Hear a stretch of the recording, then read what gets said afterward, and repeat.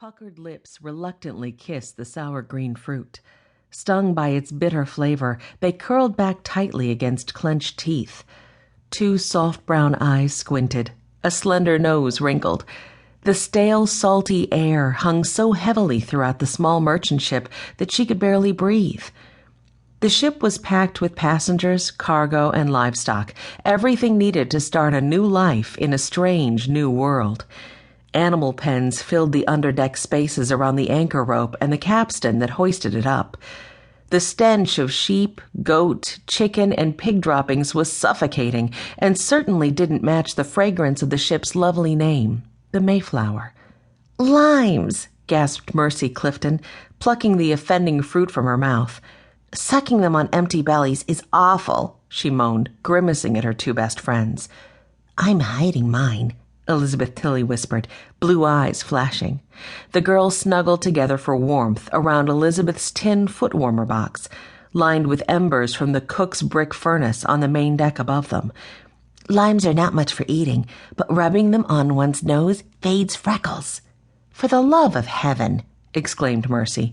"What a careless vanity if one dies of whatever they're supposed to cure." The third girl spoke more prudently. "We'd best eat these nasty limes. Dr. Fuller prescribes them to save our lives, not our faces." "Just because you don't have any freckles, Miss Priss," protested Elizabeth. Poking her nose in the air, Priscilla replied, "Priscilla. Priscilla Mullins. Not everyone has the face of a goddess like you," Elizabeth shot back, sticking out her tongue.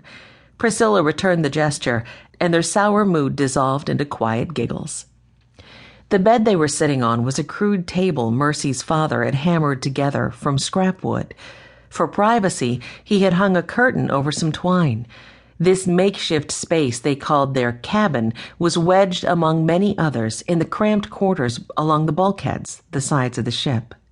The girls huddled together on a canvas mattress stuffed with straw. Mercy didn't like the stubble poking through, but was grateful to lie on anything soft at all.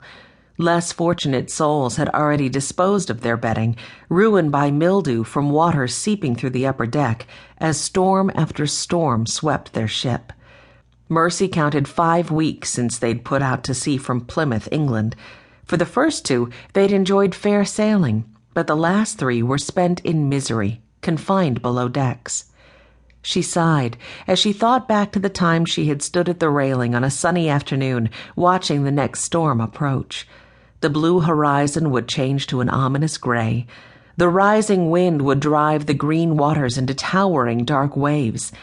Beneath her feet, the deck would begin to pitch and roll, and she would tighten her grip on the lifeline strung along the railing.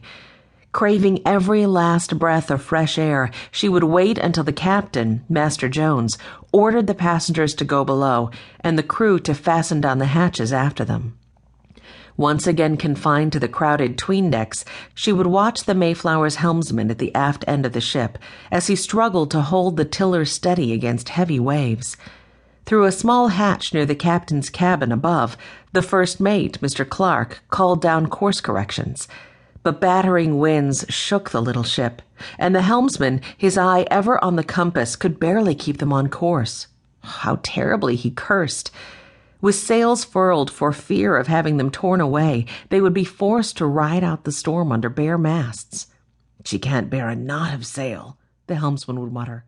"We'll be hundreds of miles off course by tomorrow."